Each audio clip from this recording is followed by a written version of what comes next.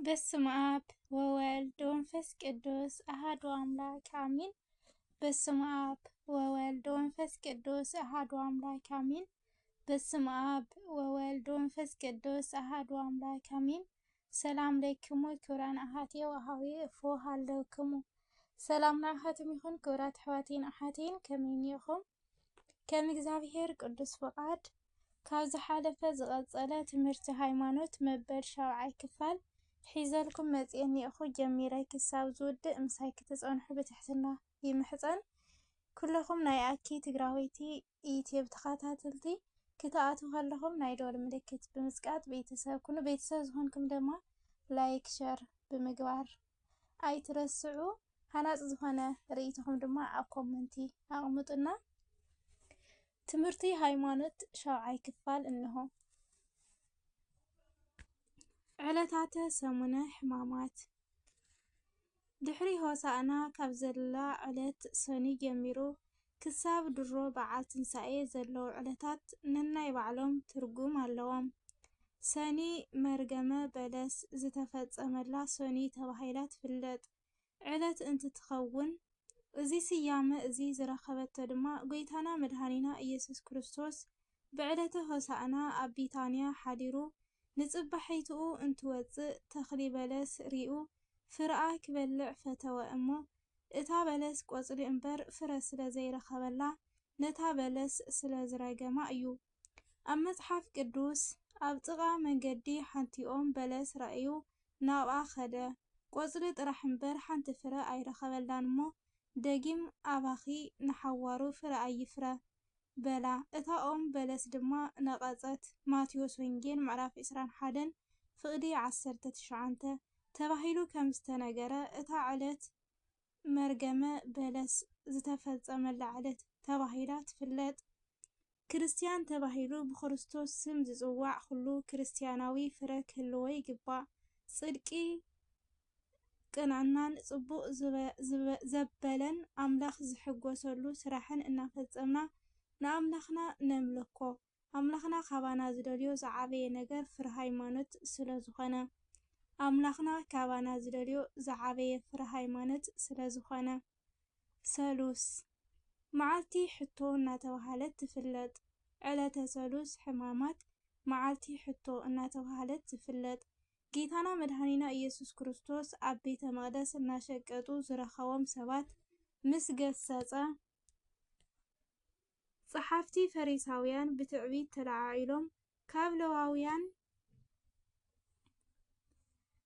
ካህናት ካብ ነገስታት ዘርኢ ዘይኮንካ ትምህርቲ ምምሃር ተኣምራት ምስራሕን ዕዳጋ ምብታንን ብምንታይ ስልጣንካ ትገብር ኢሎም ሓቲቶምዎ ነይሮም። ማቴዎስ ወንጌል ምዕራፍ 21 ፍቕዲ 23 መድሃኒ ዓለም ኢየሱስ ክርስቶስ እውን ንሰንካል ሕቶኦም ብሕቶ እንትምልስ ናይ ዮሃንስ መጥምቅ ካበይ ነይሩ ካብ ሰማይ ወይስ ካብ ሰብ ኢሉ ሓተቶም። ብእግዚአብሔር ፍቃድ ወይስ ብሰብ ፍቃድ ማለት እዩ። ጸሓፍቲ ፈሪሳውያን ድማ ጥምቀት ዮሃንስ ካብ ሰማይ እንተበልና ንምንታይ ደኣ ቃል ዘይተኣምኑ ክብለና እዩ።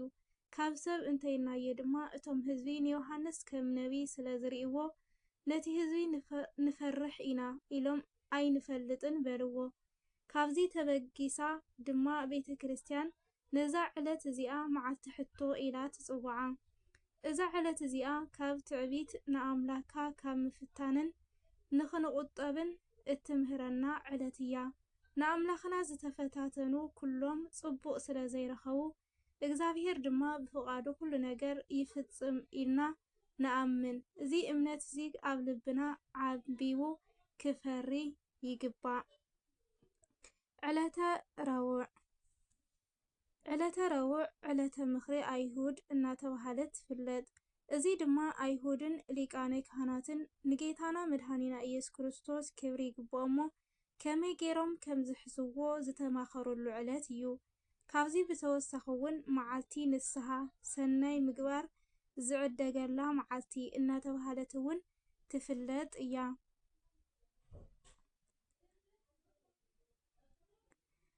ነዚ መበገሲ ዝኾነ ታሪክ ድማ ጌታና መድኃኒና ኢየሱስ ክርስቶስ ኣብ እንዳ ስምዖን እንሃለወ ኣብ ቂድምኡ ቀሪባ ንስሓ ንምእታውን ናብ መንገዲ ሕይወት ንምምላስን ዝወሰነት ማርያም እንተ እፍረት በዓልቲ ሽቶ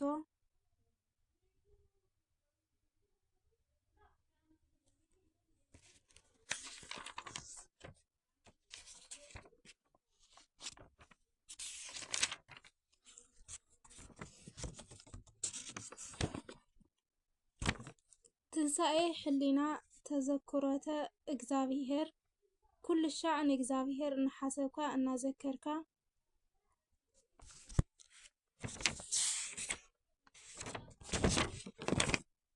ምንባር እዩ።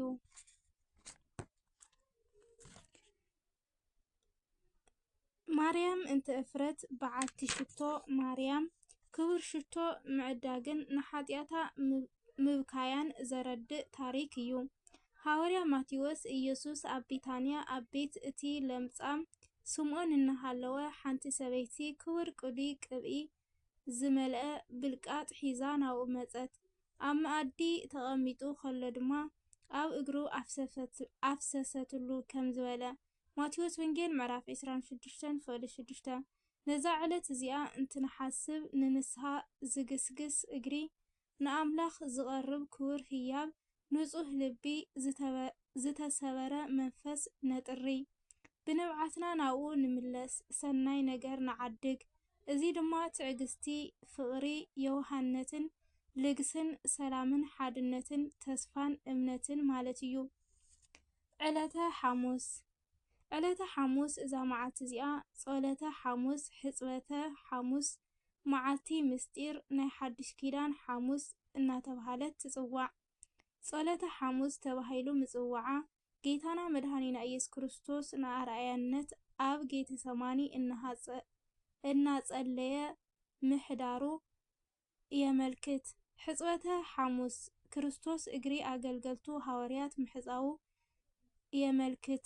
መዓልቲ ምስጢር ካብ 7ኦም ምስጢራት ቤተ ክርስቲያን ሓደ ዝኾነ ምስጢረ ቁርባን ዝተሰርዓላ መዓልቲ ብምዃና መዓልቲ ምስጢር ተባሂላ ትጽዋዕ። ናይ ሓድሽ ኪዳን ሐሙስ ዘበላ ድማ መስዋዕተ ኦሪት ሓሊፉ መስዋዕተ ሐዲስ ስለ ዝተሰርዓላ እዩ።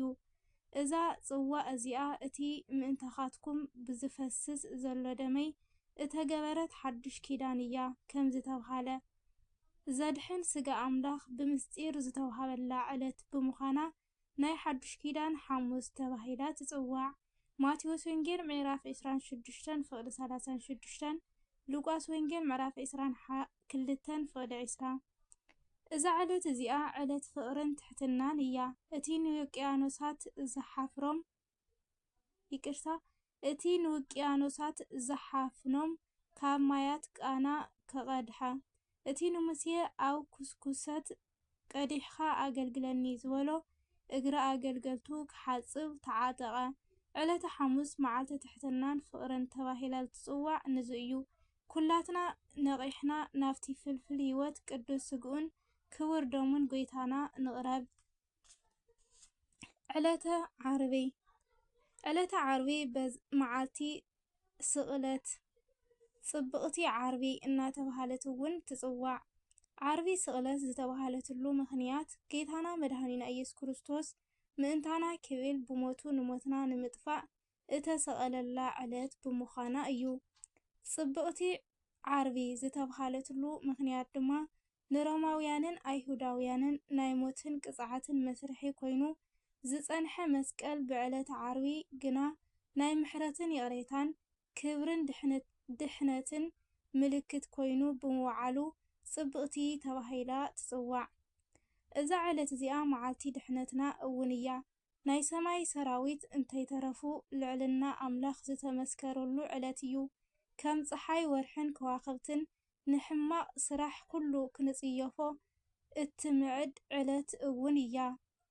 ደቂ ኣዳም ኣብ ማእሰርቲ ዲያብሎስ ነይርና ብፍቕሪ ኣምላኽ ብጎይታና ኢየሱስ ክርስቶስ ስቕለት ነፃ ዝወፃናላ ሰላም ዝረኸብናላ ዕለት እያ እሞ ናይ ድሕነት ዓርቢ ትበሃል። ቀዳም ዕለት እዚኣ ቀዳም ስዑር ለምለም ቀዳም ቅድስቲ ቀዳም እናተባሃለት ትጽዋዕ። ቀዳም ስዑር ዝተባሃለትሉ ምኽንያት ካብ ኩለን ዕለታት ቀዳም ንሳ ጥራሕ ብዝተፈለየ መልክዑ ስለ እትጽወም ዝተሰዓረት ቀዳም ንብላ። ብተወሳኺ ድማ ጸላኢና ዲያብሎስ ብስቕለተ ክርስቶስ ዝተሰዓረላ ዝተሸነፈላ ዕለት ስለ ዝኾነት እዩ። ለምለም ቀዳም ተባሂላ ምጽዋዓ ካህናት ለምለም ሰንቲ ሒዞም ገዛውቲ ምእመናን እናበራኹ ነፃነት ነፍሳት ስለ ዘበስሩ እንትኸውን ቅድስቲ ቀዳም ምብሃላ ድማ እግዚአብሔር ካብ ሰንበት ክሳብ ዓርቢ ፍጥረታት ፈጢሩ ዕለተ ቀዳም ኣኽቢሩ ስለ ዘዕረፈላ እዩ። ሰንበት እዛ መዓልቲ እዚኣ መዓልቲ ትንሳኤ እንትኸውን ጌታና መድኃኒና ኢየሱስ ክርስቶስ ንሞት ቀቢሩ ብኽሪ ሙታን ኮይኑ ዝተስአላ መዓልቲ እያ። ትንሳኤ ዝብል ቃል ብሊቃውንቲ ቤተ ክርስቲያን ትምህርቲ 5 ትርጉማት ኣለዎ። ቀዳማይ ትንሳኤ ህሊና ተዘክሮተ እግዚአብሔር ኩሉ ሻዕ ንእግዚአብሔር እናሓሰብካ እናዘከርካ መንግስቱ እናናፈካን ምንባር ትንሳኤ ህሊና ይበሃል። ትንሳኤ ልቦና ህያው አምላኽ ቃል ብምስማዕ ብሕጊ እግዚአብሔር ምምራሕን ብንስሐ ህይወት እናተሓደስካ ምንባርን ትንሳኤ ልቦና ይበሃል። ተኣምራዊ ትንሳኤ እዚ ትንሳኤ እዚ ጊዜያዊ ዝኾነ ሰባት ካብ ሞት ዝተስእሉ ብጥበብ አምላኽ ዝፍጸም ዓይነት ትንሳኤ እዩ። አልዓዛርን ወለተ ኢያኢሮስን ዝተስእዎ ዓይነት ትንሳኤ ማለት እዩ። ራብዓይ ትንሳኤ እግዚእ ጌታና መድኃኒና ኢየሱስ ክርስቶስ ናይ ሞት ስልጣን ንምስዓር ንደቂ አዳም ሓራ ንምውፃእ ሞይቱ ብስልጣኑ ዝገበረ ትንሳኤ ተስፋ ኩለና ዘግሃደ ትንሳኤ እግዚእ ይበሃል። ሓምሻይ ትንሳኤ ዘጉባኤ ጌታና መድኃኒና ኢየሱስ ክርስቶስ ትንሳኤ ተስፋ እንገብሮ ትንሳኤ ዘጉባኤ ዝበሃል ትንሳኤ እንትኸውን እዚ እውን ድሕሪ ሕልፈተ ዓለም ሰብ ኩሉ ዘበለ ንጽድቅን ንኹነኔን ዝትስኦ ትንሳኤ እዩ። እግዚአብሔር አምላኽ ኣብ ዳግማይ ምጽአቱ ኣብ ትንሳኤ ዘጉባኤ ምስ ጻድቃን ይደምረና አሚን። ትንሳኤ ጎይታና ኢየሱስ ክርስቶስ ትንሳኤ ዝብል ቃል ተንስአ ካብ ዝብል ናይ ግዕዝ ቃል ግስ ዝተረኸበ እንትኸውን ትርጉሙ ድማ ምትሳእ ኣተሳስኣ ሓድሽ ህይወት ምርካብ ማለት እዩ። ናይ ክርስቶስ ትንሳኤ ድማ ፍሉይ ትንሳኤ እዩ። ናይ ክርስቶስ ትንሳኤ ሓይሊ ሞት ስዒሩ ኣብ ዘርኢ አዳም ህይወት ዘዘርእ ትንሳኤ እዩ። ሕጂ ግና ክርስቶስ ብኽሪ እቶም ዝደቀሱ ዝሞቱ ኮይኑ ካብ ሙታን ተንስአ። ስለዚ ከምቲ ሞት ብሓደ ሰብ ዝመፀ ከምኡ ከዓ ትንሳኤ ሙታን ብሓደ ሰብ እዩ ዝመፀ። ከምቲ ኩላቶም ብአዳም ዝሞቱ ከምኡ ድማ ኩላቶም ብክርስቶስ ህያዋን ክኾኑ እዮም። ቀዳማይ ቆሮንጦስ ምዕራፍ 15:20 ናይ ክርስቶስ ሞትን ትንሳኤን ብስልጣኑ እዩ። ኣብ ወንጌል አነ ንነፍሰይ ቤዛ ክሕልፋ መሊሰውን ክወስዳ እየ ባዕለ እየ ቤዛ ዘሕልፋ እምበር ካባይ ዝወስዳስ የለን ብዘይ ክሕልፋ ስልጣን ኣለኒ መሊሰ ክወስዳውን ስልጣን ኣለኒ። ዮሐንስ ወንጌል ምዕራፍ 10:17 ከም ዝበለ ብስልጣኑ ከድሕነና ሞይቱ ብስልጣኑ ድማ ተሲኡ ትንሳኤ አበሰረና። አቦታትና እውን ከምዚ ይብሉ። ጴጥሮስኒ ሐዋርያ ይብል እስመ ኢይክል ይሂዞቶ ሞት ወአዲ እግዚእነሂ መድህን ይቤ ብየ ስልጣን አነብር አለ ነፍስየ ወአነስአሂ ወካዕበ ይቤ አነ ውእቱ ኖላዊ ሄር ወእመጡ ነፍስየ ቤዛ አባግየ። ሃይማኖተ አበው ዘቅዱስ ኤጲፋንዮስ ምዕራፍ 55:3-10 ሐዋርያ ጴጥሮስ እውን ሞት ክሕዞ ኣይከኣለን ኢሉ ብዛዕባኡ ተዛረበ። ጌታና መድኃኒና ኢየሱስ ክርስቶስ ንነፍሰይ አሕሊፈ ክህብን ከተሳአን ስልጣን ኣለኒ ኢሉ እዩ። ዳግማይ ርህሩህ ሓላዊ አባጊዕ أنا إيه نفسي بيز أباقي كهب إيه بلا جبر هوريات معرف كلتا فد إسران 4 هوريا بيتروس كاب نبيات تغيسو موت بعوت توحاته زبلو قال كفصم يو او موت أبيلو بالحقا أتاسيؤلك أبيلو عوزكا قدماي قرنطوس معرف 15 فد 54 كم زبلا موت بموتن تنساء جيتانا مدهنين أيس كريستوس توحاته نموت زغته لموت مويتو تسفا تنساء زبسر تنساء تسيؤ سلازي دما إينا تنساء كريستوس فلي تنساء إيو النابنا نصوعون يبلك على سلاردس قالوا قدس كتابي رامنخنا شو مستخبر يستمسكني يخون للو من نبرنا شابعي كفال تمرت هايمانت أوزي تفزمه أوز مزق معرف سلسته كفلي شومنته نابيت كريستيان قوايتات زبل حيزالكم كماتية إشكاو الشعوق زابي رامنخ بزلنا يحلونا واسفار لإكزابيهر ولولا لترنجل ولا مسكالة كور آمين.